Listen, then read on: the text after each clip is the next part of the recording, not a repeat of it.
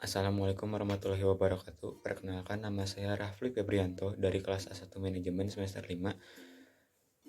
Di kesempatan kali ini saya akan menjawab 8 soal ujian tengah semester dari mata kuliah Manajemen Sumber Daya Manusia 1. Oke, langsung ke soalnya saja. Yang pertama, jelaskan apa yang dimaksud dengan manajemen SDM dan bagaimana hubungannya dengan proses manajemen. Oke, jadi manajemen sumber daya manusia adalah suatu ilmu atau cara bagaimana mengatur hubungan dan peranan sumber daya yang dimiliki oleh individu secara efisien dan efektif, serta dapat digunakan secara maksimal sehingga tujuan bersama perusahaan, karyawan, dan masyarakat menjadi maksimal. Nah, hubungan antara manajemen SDM dengan proses manajemen adalah yang pertama, perencanaan.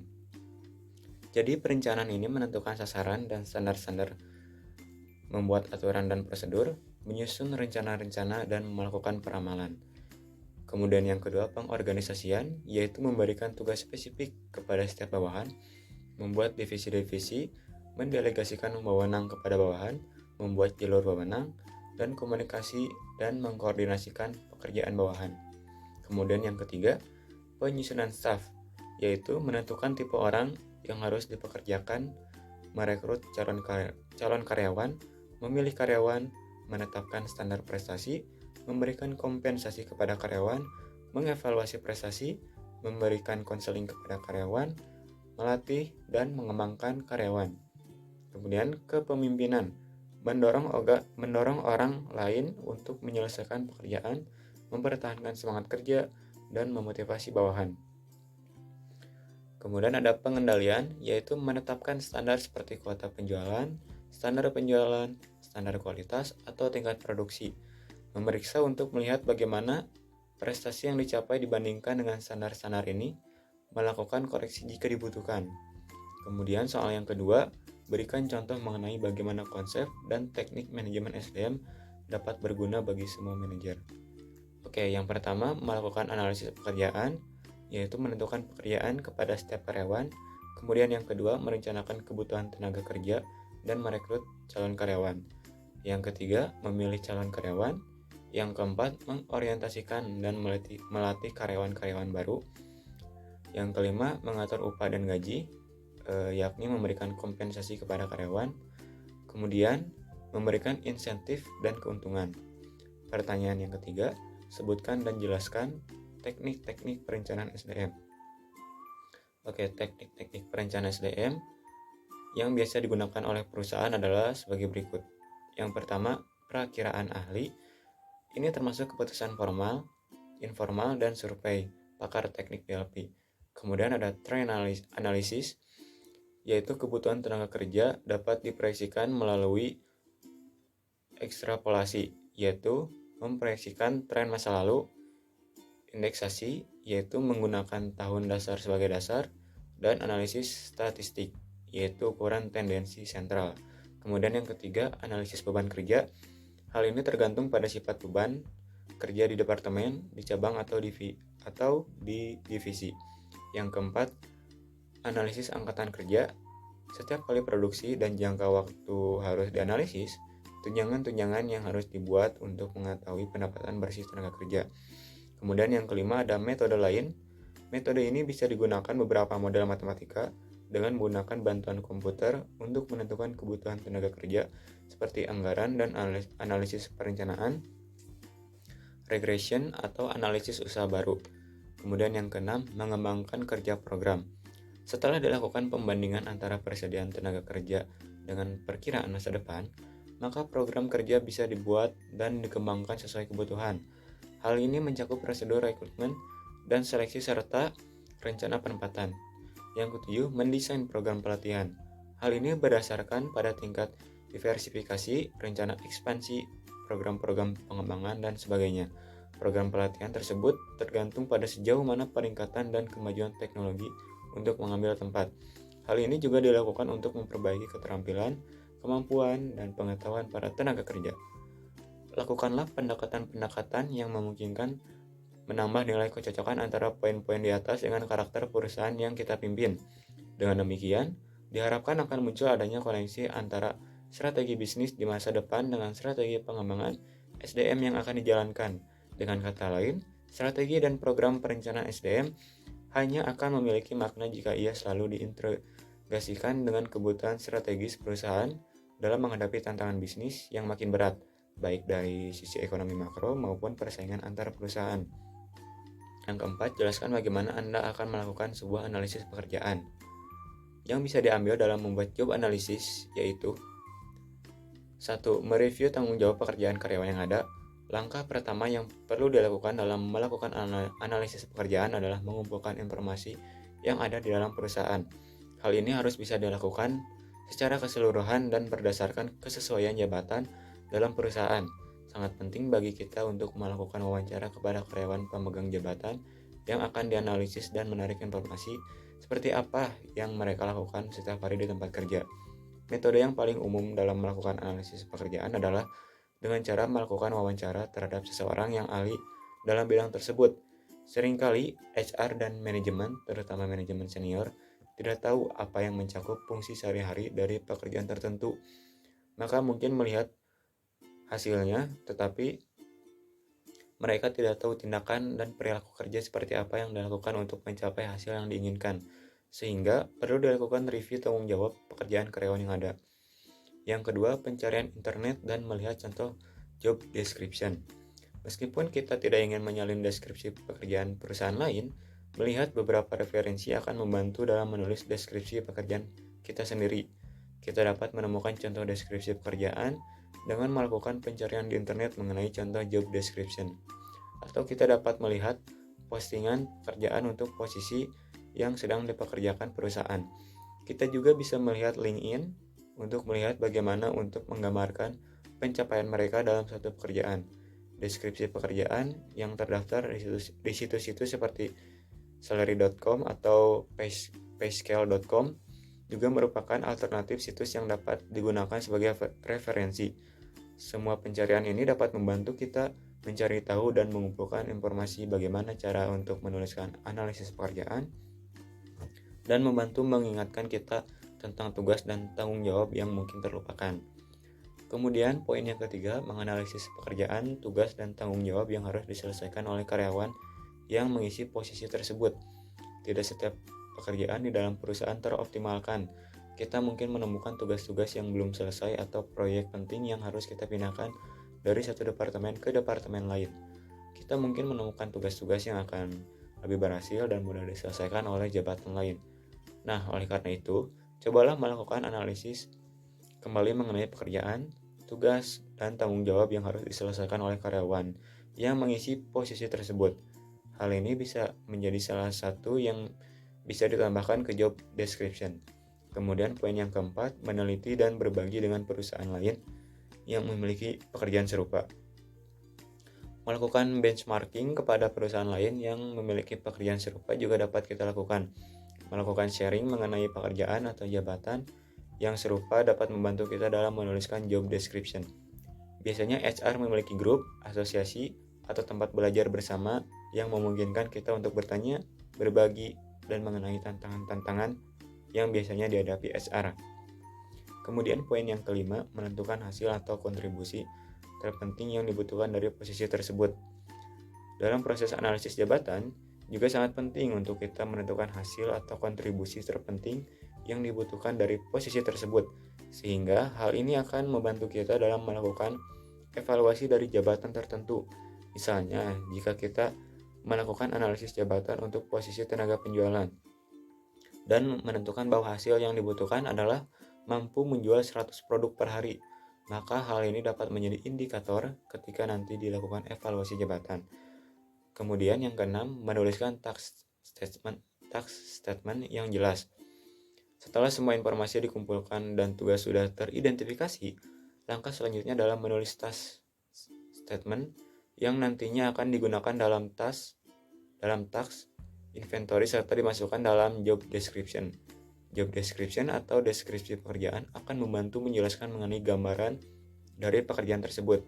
Deskripsi pekerjaan juga akan mempermudah perusahaan saat akan menjelaskan mengenai tugas jabatan tertentu. Nantinya juga deskripsi pekerjaan ini akan membantu kita dalam menentukan job specification atau kualifikasi yang dilakukan dalam jabatan tersebut. Task statement yang baik haruslah mengandung unsur action, apa tugas yang akan dikerjakan, dan objek terhadap apa tugas tersebut dikerjakan. Selain kedua hal tersebut, task statement yang baik juga biasanya mengandung unsur di mana tugas tersebut akan dikerjakan, bagaimana tugas tersebut akan dikerjakan, mengapa tugas tersebut harus dikerjakan, dan kapan tugas tersebut akan dikerjakan. Hasil dari analisis pekerjaan adalah deskripsi pekerjaan yang harus terdiri dari 8 bagian, yaitu judul pekerjaan, ringkasan padat aktivitas kerja, peralatan dan perlengkapan yang digunakan, konteks kerja, standar kinerja, informasi kompensasi, dan persyaratan pribadi. Soal nomor 5, apakah menurut Anda semua perusahaan benar-benar dapat berhasil tanpa deskripsi pekerjaan yang terperinci? Berikan alasannya jika jawabannya ya atau tidak. Jawaban saya adalah tidak, karena jika tiap karyawan yang tidak diberi deskripsi pekerjaan yang detail, maka akan terjadi kebingungan dalam pekerjaan. Apabila ada deskripsi pekerjaan yang detail, maka pekerjaan akan lebih teratur dan pengelolaan tanggung jawab akan terarah sehingga perusahaan akan berhasil. Oke, soal yang keenam, jelaskan secara singkat setiap langkah dalam proses rekrutmen dan seleksi. Semua owner atau pimpinan perusahaan pasti ingin mendapatkan orang yang tepat untuk menjadi karyawan atau pegawai di perusahaannya. Maka dari itu, proses rekrutmen berjalan dengan baik dengan harapan si pelamar kerja atau orang yang terpilih nantinya bisa berkontribusi memajukan perusahaan dan juga meningkatkan pendapatan secara finansial. Untuk itu, saat ini banyak perusahaan berusaha mempersingkat proses rekrutmen menjadi lebih efektif dan efisien dalam menemukan karyawan yang tepat dan berkualitas. Adapun cara-cara yang dilakukan dalam proses rekrutmen karyawan di perusahaan adalah sebagai berikut. Yang pertama, rencanakan perekrutan untuk posisi yang diinginkan. Setelah proses identifikasi yang harus sebelumnya dilakukan sekaligus mendeskripsikan pekerjaan untuk posisi tersebut, sehingga memudahkan HR untuk mencari tenaga kerja yang tepat. Buat rencana perekrutan berdasarkan informasi tersebut. Pikirkan bagaimana tim HR akan mempublish informasi lowongan, siapa yang akan meninjau proses secara keseluruhan, serta siapa saja yang akan berpartisipasi ketika proses wawancara. Yang kedua, identifikasi kebutuhan akan suatu posisi. Identifikasi terlebih dahulu posisi baru atau pergantian karyawan di perusahaan. Salah satu cara terbaik untuk melihat hal ini adalah adanya keadaan di mana karyawan memiliki terlalu banyak beban pekerjaan sehingga membutuhkan bantuan. Keputusan rekrutmen karyawan baru harus seimbang dengan kebutuhan perusahaan dan karyawan yang sudah ada. Hasil dari perekrutan ini harus sesuai pula dengan rencana bisnis perusahaan. Akan lebih baik jika memberikan informasi kepada karyawan lama terlebih dahulu jika tim HR akan melakukan perekrutan. Yang ketiga, mempublish lowongan. Informasikan lowongan ini termasuk kepada karyawan lama, karena besar kemungkinan ada kandidat internal perusahaan yang akan memenuhi kriteria tersebut. Keberhasilan publish lowongan kerja juga bervariasi, tergantung pada posisi apa yang perusahaan tawarkan dan media penyampaiannya. Beberapa posisi mungkin lebih cocok untuk dipublish melalui media cetak seperti koran lokal. Namun, posisi lainnya bisa jadi cocok dipublish secara online. Namun, kemajuan teknologi saat ini mendorong semua perusahaan untuk memasang iklan lowongan kerja secara online. Website perusahaan pun berperan penting dalam proses ini. Yang keempat, review dan cek lamaran yang masuk. Jika tim HR sudah mempublish lowongan kerja dengan efektif, maka mereka akan kebanjiran kiriman lamaran. Manajer HR kemudian akan menerima lamaran-lamaran yang telah disaring berdasarkan spesifikasi dan kebutuhan. Pelamar dinilai berdasarkan syarat dan kompetensi yang dipenuhi untuk selanjutnya dihubungi kembali oleh perusahaan. Tujuan penyaringan ini adalah untuk efisiensi waktu. Pihak penyaringan, manajer HR, dan tim HR akan mencari kecocokan kandidat melalui telepon dan wawancara langsung pada tahapan selanjutnya. Kemudian yang kelima, melakukan interview kandidat yang berkualitas.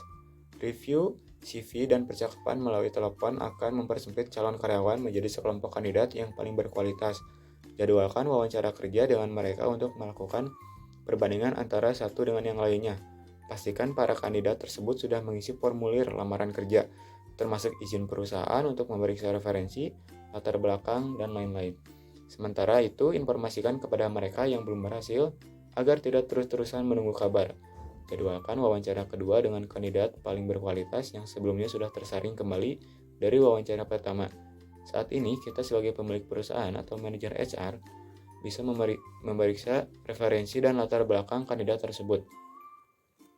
Kemudian yang keenam, periksa referensi, pengalaman kerja, dan latar belakang.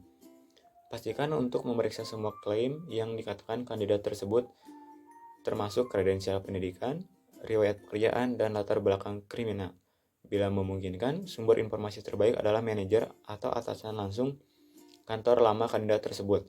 Selain itu, melihat profil kandidat di sosial media, dalam hal ini, postingan yang mereka buat masuk dalam proses rekrutmen dengan tujuan untuk lebih mengenal kandidat tersebut.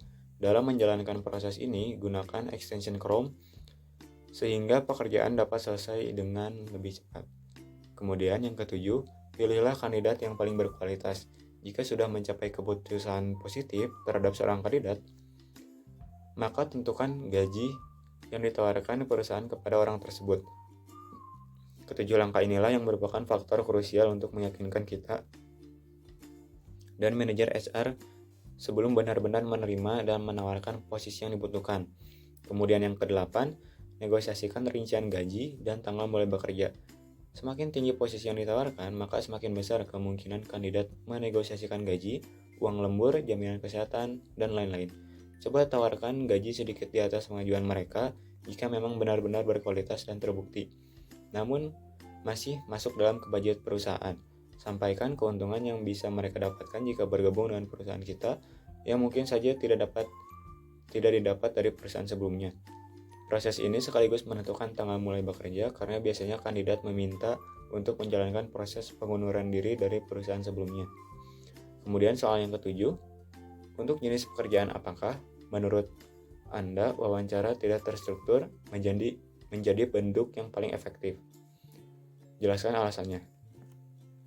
Menurut saya, jenis pekerjaan yang tepat untuk wawancara tidak terstruktur yaitu pegawai konstruksi bangunan. Karena melakukan wawancara tidak terstruktur kepada pegawai konstruksi bangunan, tujuannya yaitu agar mengetahui informasi yang diinginkan terkait seperti apa latar belakangnya, lalu seperti apa kepribadian dari tukang bangunan tersebut, lalu pengalaman bekerja dalam bidang tersebut, sehingga kita memiliki kepercayaan penuh atas pekerjaan sebelumnya tukang bangunan tersebut melalui pekerjaannya.